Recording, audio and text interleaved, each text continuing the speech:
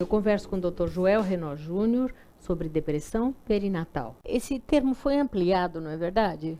Sim, isso ainda é pouco divulgado na imprensa, né, que a gente usa agora no DSM-5, que é a 5ª versão do Manual de Psiquiatria da Associação Psiquiátrica Americana, o termo depressão periparto. Por quê?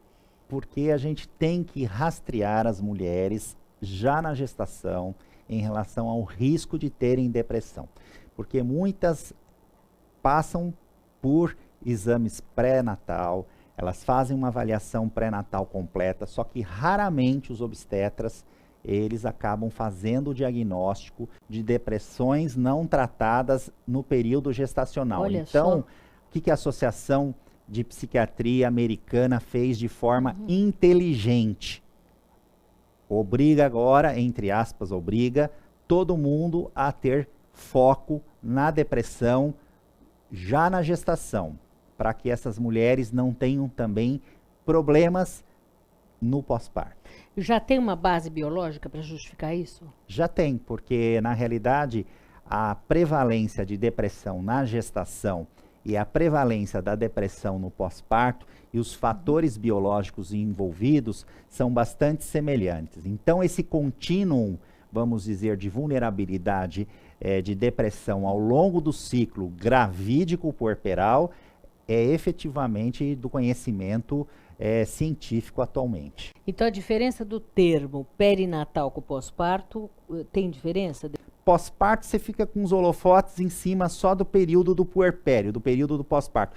Periparto você já começa a ter esses holofotes em cima, essa atenção no período gestacional. Mesmo que ela esteja assim, vamos dizer assim, apresentando somente uma ansiedade, um nervosismo, ou na presença ou não de sintomas depressivos ou ansiosos? Na realidade, sintomas ansiosos, irritabilidade, isso na mulher, em 70% dos quadros de depressão, pode ser o início, inclusive, de um episódio depressivo. Então, os médicos, eles olham, não, mas essa ansiedade, essa irritabilidade, isso é normal. Tá bom, mas o que você fez para afirmar que isso é normal? Você aplicou, por exemplo, uma escala de Edimburgo? Essa escala de Edimburgo foi desenvolvida no Reino Unido há várias décadas. É uma escala de aplicação que você não demora 5 minutos para aplicar essa escala. Então, não há motivo para não se rastrear essas mulheres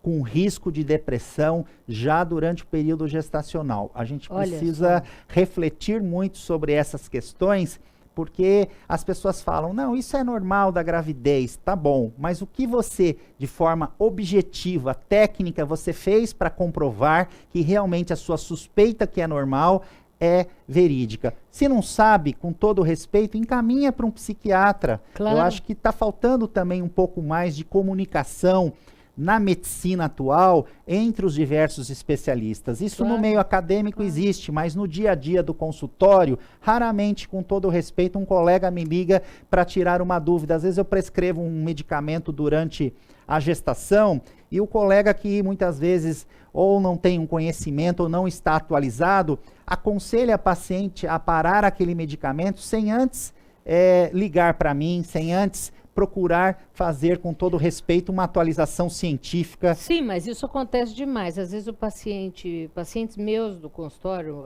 minhas do consultório, têm uma depressão, precisariam continuar a medicação, engravidam e o ginecologista manda parar sem saber encaminhar para o psiquiatra para ver se há possibilidade de continuar ou não a medicação. Sem dúvida. E assim, o que eu quero deixar claro que o papel da maternagem, o papel de ser mãe, é um papel divino, é um papel que completa muitas mulheres, é um papel maravilhoso, mas a gente não pode ter uma ditadura da felicidade nesses períodos, como às vezes a sociedade impõe. Recentemente eu fui entrevistado pela Folha de São Paulo. Por quê? Porque teve uma polêmica no Facebook de como as mulheres deveriam se sentir obrigatoriamente felizes com o nascimento do bebê. E as que se manifestaram de forma oposta, de forma diferente, foram censuradas, foram massacradas. Então, assim, é até conveniente falar isso no Dia das Mães, porque, assim, não é passar uma mensagem negativa, mas sim uma reflexão para que essas mamães, principalmente as que sofrem caladas na gestação, no período do pós-parto, que elas tenham um acesso à medicina, para que elas não sofram e para que elas não prejudiquem, inclusive, o desenvolvimento da criança. Hoje a gente tem trabalhos que demonstram que crianças, muitas vezes depressivas na primeira infância, foram crianças de mães com depressão pós-parto. Doença mental ainda é um tabu, né? Falar de doença mental. Sem dúvida, porque o que acontece? Nesta área, diversos segmentos se julgam donos da verdade, né? Então, tem uma interpretação, muitas vezes, sociológica, filosófica, cultural, religiosa, né? E na gravidez, então? E na gravidez, então, esses fatores, eles se potencializam. Então, a gente tem que tomar muito cuidado, porque hoje a gente tem estudos neurobiológicos consistentes que comprovam que as doenças mentais, todas classificadas como doenças pela Organização Mundial de Saúde, então, elas existem de fato, né? Mas é importante, então, rastrear as doenças mentais na gravidez.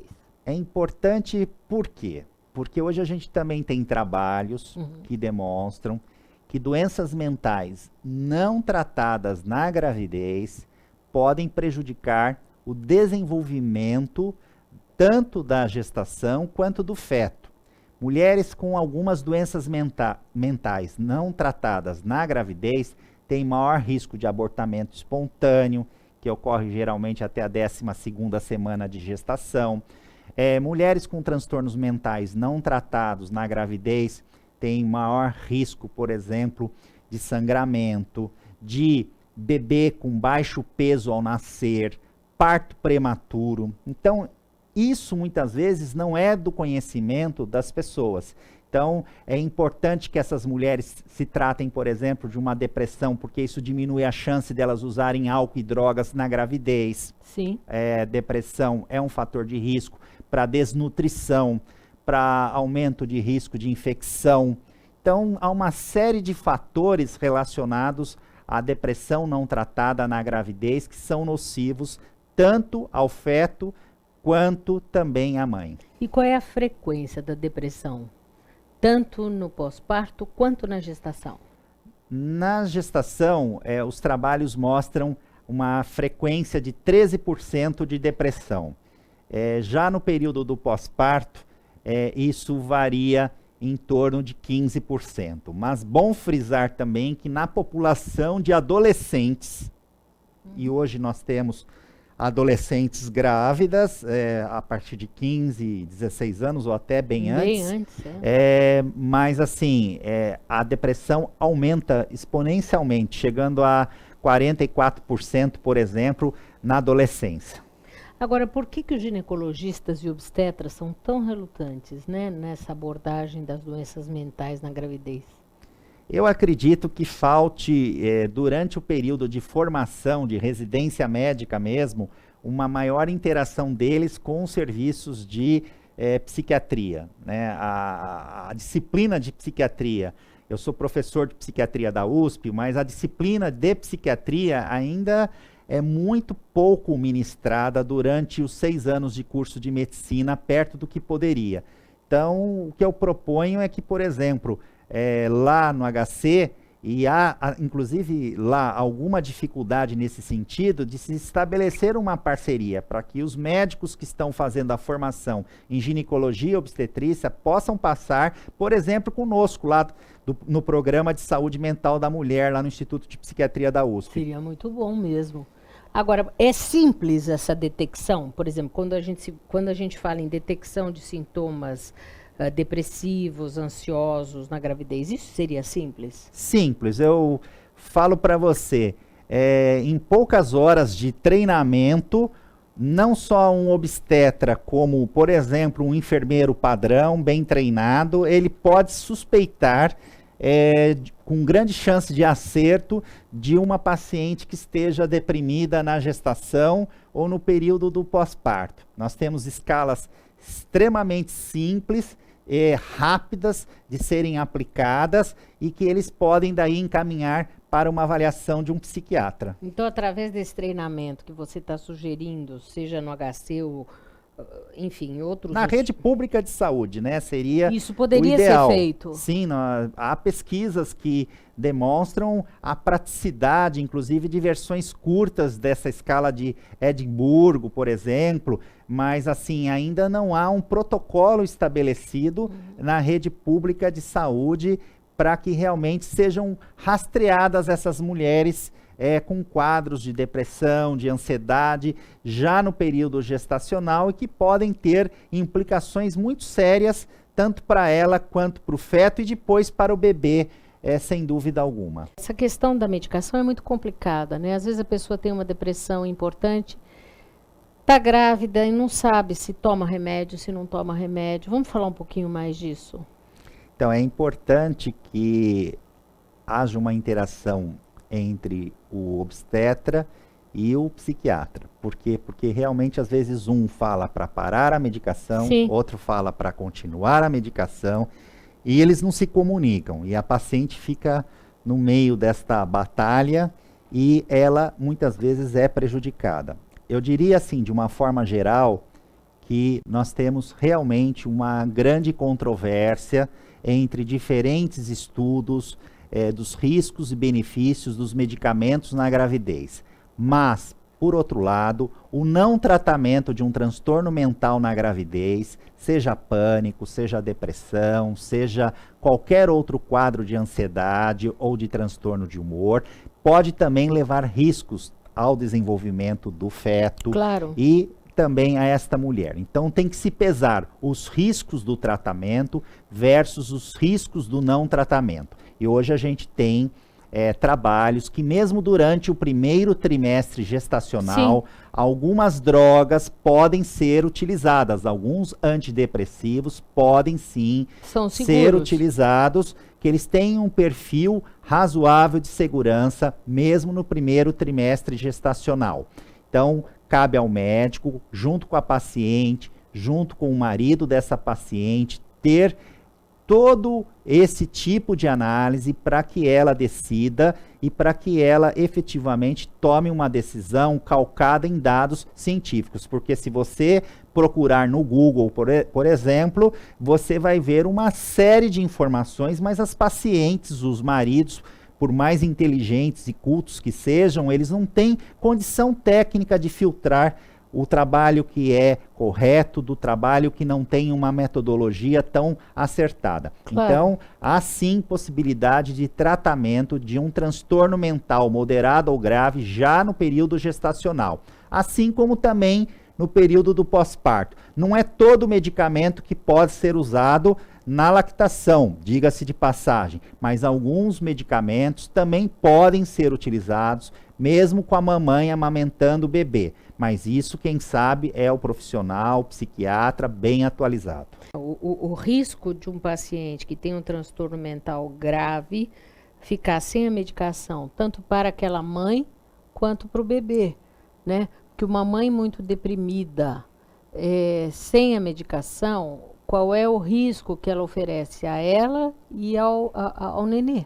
E outra coisa, quando se fala em psicotrópico, em antidepressivo, em estabilizador de humor, na realidade essas medicações, elas causam uma repulsa muito maior que outros medicamentos que também oferecem riscos ao bebê, como por exemplo antibióticos, né? Como por exemplo antieméticos, remédios para enjoos. Então, na gestação, você utiliza uma gama de medicamentos não psiquiátricos que também oferecem riscos, mas foi feita uma pesquisa, inclusive, sobre esse tema, demonstrando que quando se fala em antidepressivo, o olho do médico fica lá.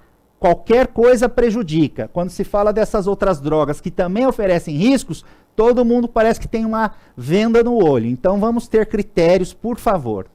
É verdade. Dica final para o nosso telespectador.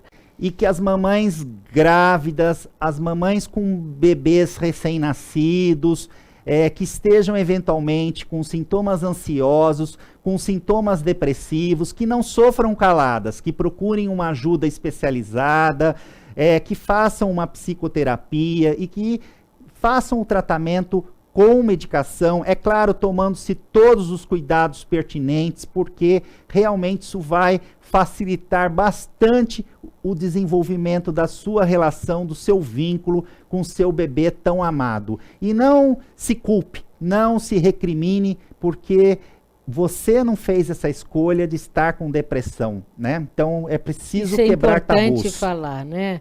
Ninguém está deprimido também por sem vergonhice. É uma doença, mais uma vez, né? É uma doença. Aliás, eu fico até hoje perplexo quando eu vejo, infelizmente, em diversos meios, até em alguns religiosos, condenando as pessoas que sofrem de depressão como se elas não tivessem fé, como se elas não fossem pessoas, vamos dizer assim, com aquela fortaleza que todos pregam na religião. É verdade.